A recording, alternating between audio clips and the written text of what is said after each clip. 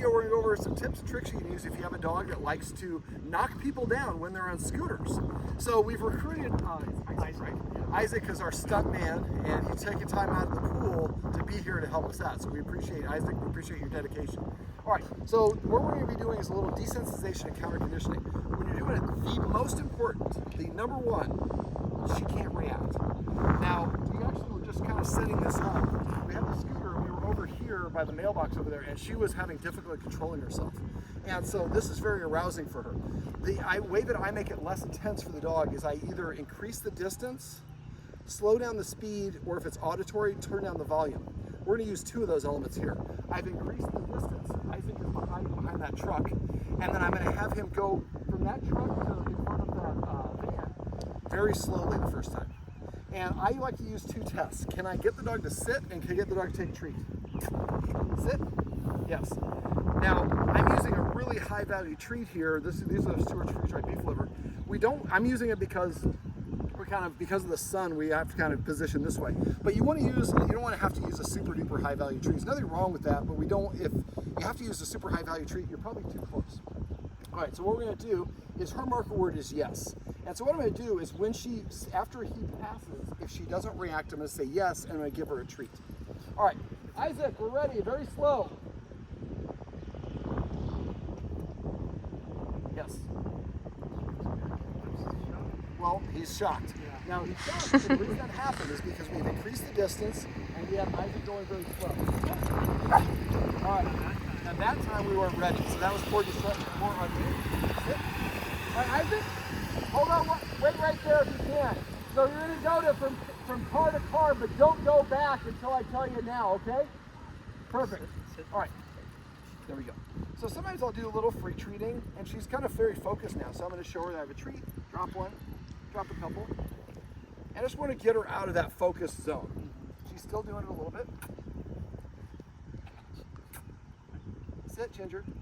Yes. Now, if you're having difficulty right now, we can't really move too much further away.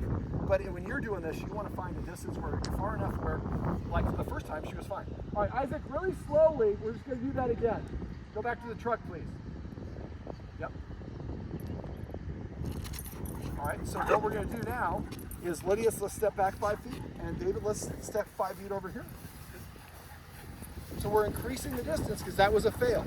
There's no punishment, but there's no treat or reward. Sit. My test, sit and treat. If the dog won't sit, it's pretty close to its breaking point. If it won't take a treat, also close to its breaking point. All right, we're going to go slow again, Isaac. Ready when you are. All right, I'm ready. Okay, go. Yes. Now what we're looking to do is stack that experience. Hold on right there, Isaac, wait. And so we want to have positive, positive, positive. We don't want to have the lunching that we just had. All right, Isaac, let's go slow again. Let's start off with a treat in her mouth.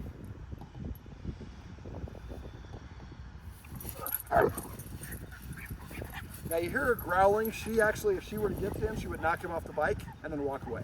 So she's trying to protect them. Now right here we saw a couple of examples of a pass and a couple of examples of a fail. Now we also have trucks coming by. We have somebody driving a lawnmower over there. There's a lake.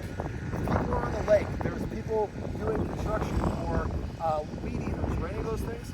Not a good time to do it. This is hard enough. So, all right, so we're going to try this one more time, and I'm going to kind of cheat a little bit. I'm going to load her up with some treats ahead of time, and then we're going to have Isaac go. All right, Isaac. Go. Yes. Yes.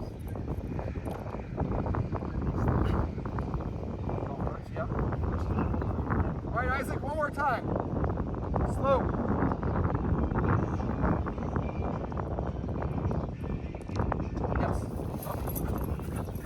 Much. All right, so what we're going to do, David, I'm going to give you those, and we're going to take a couple more steps back. You're going to step right over here, and you're going to do the treating, and I'm going to hold on.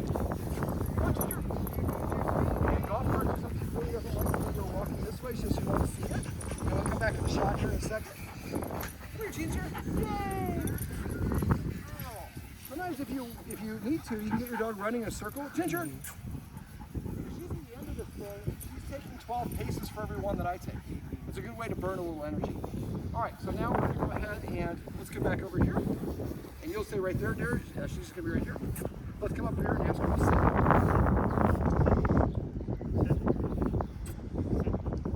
Yes. Now that would mean that I normally go away, but again, for this purpose. All right, let's grab about 3 or 4 treats. We're gonna stick them in her mouth. You ready, Isaac? Yeah. All right, let's do it. Grab another couple. All right, let's go again, slow.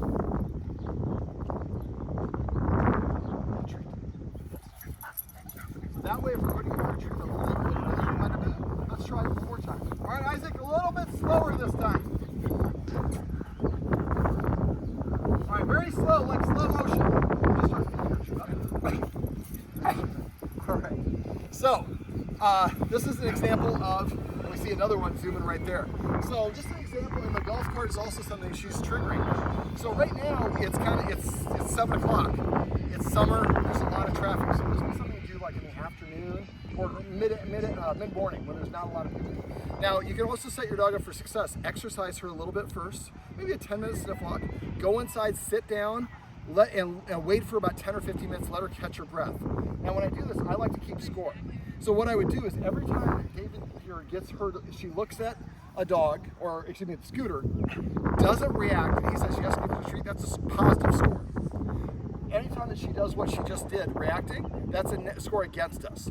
Our goal should be to practice to have like 20, 30, 40, 50 times to 0. Now, it depends on the day. Maybe it's a hot day, we're only gonna do 1 or 2, or a couple minutes. All right, let's ask her to sit. All right, Isaac, I'm gonna have you do it again, but this time I'm gonna just walk next to it and just walk in front of the van. Grab a handful of treats. Go ahead. There you go, keep feeding her treats. That was better. So we slowed him down because Isaac did such a good job. Thank you, buddy. She was better. All right, Isaac, let's do that again.